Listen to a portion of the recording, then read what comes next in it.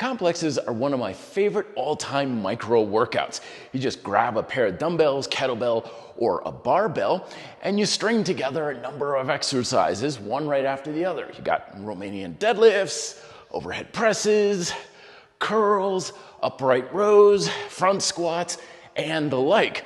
Covers a lot of muscular ground and gives you a cardiovascular workout to boot. However, one of the potential downsides is when you select the load you're going to be working with, you have to select it based on the weaker movement in your pattern.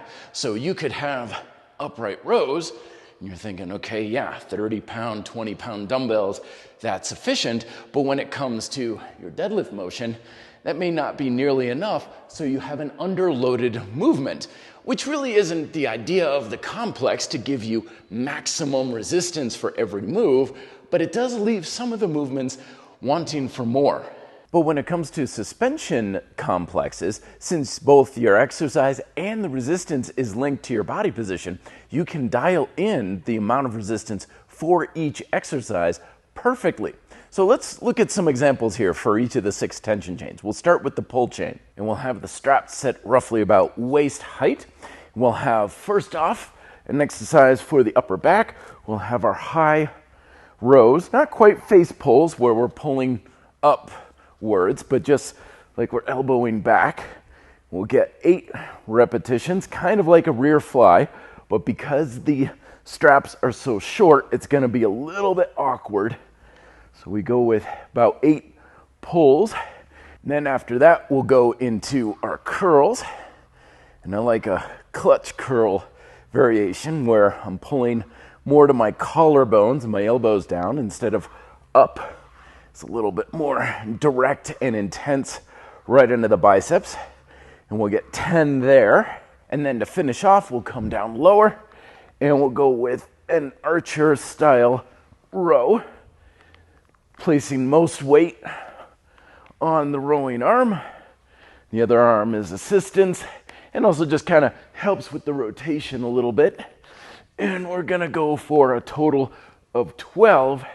So it's 6 on each side, keeping the shoulders down and back, feeling the back and the biceps from the previous exercises beforehand. And I'll leave all of these in greater detail written out in the description below if you want to check those out, as well as with timestamps for the other exercise chains. Next, we'll tackle the extension chain or the posterior chain, glutes and hamstrings. We're going to have 3 exercises for this. And I'm going to do my best to tackle these, but my ski injury from a couple months ago is not too happy with this type of movement. So my range of motion might be a little on the short side, so don't do it exactly as I'm doing it. But anyway, we'll slip ourselves on in. The straps are roughly about 10 inches off the floor, and we're going to pack our shoulders, lifting the hips on up. And first, we have our hamstring curls. So we're going to lock our hips up and flex our knees, coming on in. Oh, yep, there's that knee. So I'm not going to get too much height or range, but you're going to try and lift this up. We don't want to just do this. That's okay, but we want to avoid this and keep the hips locked so it lifts up as we curl in. So we'll have 10 there. And then I just down, position the knees, now 90 degrees. So now instead of locking the hips and moving the knees, we are locking the knees and moving the hips and trying to get up to straight, which is just not quite happening for me right now. This is the first time I've tried this exercise in about 2 months. My knee is not too happy with it, but I can tell I've lost quite a bit in my hamstrings as well. We'll get 10 there and really trying to get nice and high. And then finally, the last exercise, down and adjust. Legs are out, again, packing the shoulders. Glutes are tight. We don't want to feel anything in our lower back. It's all in the back of the legs here. And then we have our adductors where we're pulling apart, getting some of the glute med. Now we are using our hips for more abduction, keeping the glutes and the hamstrings tight, and just getting some of those smaller hip muscles that often get neglected with this type of training, and we'll just get 10 there as well. And since we have the handles low already, why don't we cover the complex for the flexion chain, aka the abs. So we'll just kind of keep our feet in here, and we're going to start off with something nice and intense with some classic body saws. So shoulders are protracted, always keeping the pelvis tilted. Remember, most ab exercises are not about moving the legs, it's about keeping that pelvic tilt. So we'll come forward just a hair and up, and we're just gonna shift back, kind of like a abdominal rollout on the wheel, but a little bit more intense, keeping the hips up. We don't wanna sag, and we're gonna get 6 there. Then we'll have 12 knee tucks.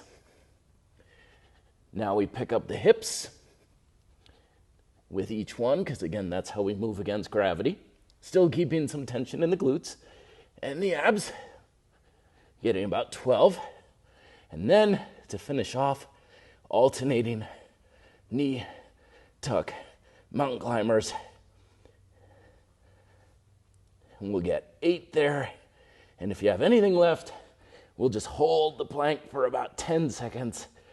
Really breathing, keeping things tight, and then down. Really fries out the abs really quick. The lateral chain. This is a particularly good one to work with the complex because your lateral chain has a lateral side to the leg, but also medial side. So we kind of want to get both if we can when working our lateral chain, and complexes are a good way to do that. So we're going to use just one strap. We're going to put one foot in, like so, keeping the strap pretty close to the ankle, so that way there's not too much rotational force on the foot. And we're just going to have the other one loosely on the ankle like so.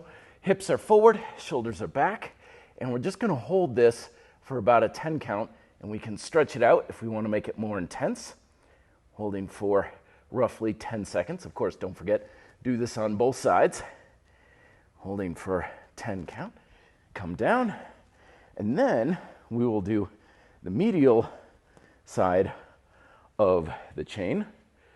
So this is a little bit more intense. You may want to keep a leg on the floor when you're doing this. Make sure to pull your toes up too. You don't want to be pointing out like this. Everything's nice and tight. So forward and up, holding for another 10 count. And again, that makes it a little bit more manageable. You can stretch it out to make it more challenging. And to finish off, now we'll have the dynamic aspect where we'll come up and down, dropping the hip, keeping the lats engaged. Hips are extended, so we're not hinging. I have very little weight on my right leg, so my obliques and my hips are working really hard, and we'll get 10 of those, and again, repeat on the other side. Then we've got our squat chain, aka focusing on the quads for this complex, and having the straps roughly about thigh height or so, maybe about waist height. Go with what feels like a personal preference. I'm gonna go with my new hover lunges, one of my favorites. Trying my best again to do this with my weaker knees. As you saw earlier, my hamstrings not exactly up to task, and boy, that really handicaps your ability to do the squatting movements, but nonetheless, we'll have our hover style lunge, and we'll get 6 on each side. Down, the straighter your arms go, the harder this is, because you're just having less assistance from your legs, or your arms rather, but you can at least have some stability. Feel free to do any of these weighted too. Add in a weight vest, or just one strap and hold on to a dumbbell or a kettlebell if you like. I'm going to keep my arms bent on this one because that's for my bad knee. I don't want to overstress that one. So pulling in like this, now my arms are handling some of the load because my leg's not quite up to task, but it still feels pretty good to work the quad. I'm not exactly counting because I'm still talking to you, so if it's off by 1 or 2, I'm sure I'll hear about it in the comments section. And then we're going to move forward into our sissy squats. The more forward we go, the more difficult this is going to be. The more you come back, more weight is on the hands. Feet relatively close together. Make sure the glutes and hamstrings are engaged. We come down and drive on up. The more you lean back, the more challenging that's gonna be. We're gonna get this a little more high rep for 12. So those quads are gonna really be pushing hard. You can go a little wider if you want some more stability. It's one of the great things about suspension is you can adjust the stability to resistance on the fly. And back up just a hair, maybe a little overzealous there. Story of my life with sissy squats. Oh, this is easy.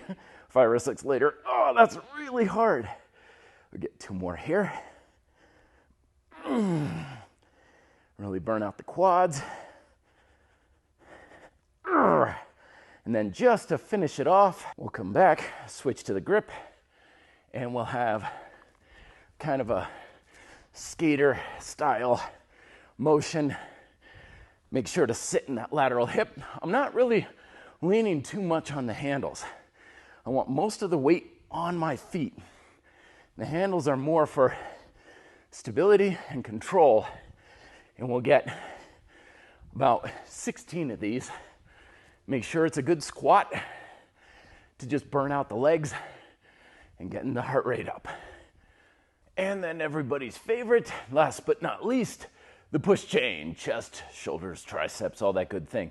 So we're gonna start off with some chest flies. Again, adjusting resistance as need be. I used to have flies over here, starting here, but I find it's easier to set the shoulders if you kind of squeeze on the side of the arms like this. So modification that I've been making if you've seen any of my earlier videos. But anyway, we're gonna get 8 here, nice and low. Probably have a little lower with the handles, but it's easier to show this on video if they're a little higher. So about 8, make sure those shoulder blades are moving a lot. Really kind of blasting up the chest, keeping the glutes and the abs tight. Left shoulder still a little wonky. Okay, and then from there, moving forward, and we come on up. Not too much, mind you. We have the triceps press. So down low, elbows coming forward. We're just gonna get a good solid 12 here. I like to do these a little higher rep. Just kind of burn them out, keeping the shoulders stable. A little more resistance. There we go. Getting it perfectly dialed in. No need to compromise the intensity because you can adjust the resistance on the fly. It's like an adjustable weight machine. That's the beauty of suspension handles and rings. You're not stuck with a weight for the set. One more. And then we will move back and finish with RTO push-ups. So we're here, nice and tight. Let's get 6. Coming down and around. And you can make it more difficult by how low your hands come towards your hips.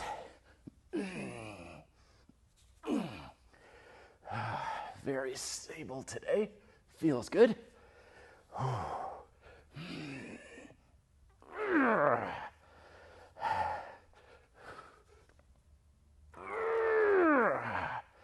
One more just for good luck. And done. Use these as general templates, usually about 2, maybe 3 rounds each, or even just 1 to just kind of wake up the muscles. About 30 to 60 seconds of rest in between round, or just a rest as needed sort of a deal, and modify these however you see fit. Once again, I've left them all down below in the description if you want to just kind of copy and paste them into like a note app or something for you to use in your workouts. And let me know if you have questions down below in the comment section. Thank you very much for watching. Like and share and all that good stuff as well. Be fit, live free.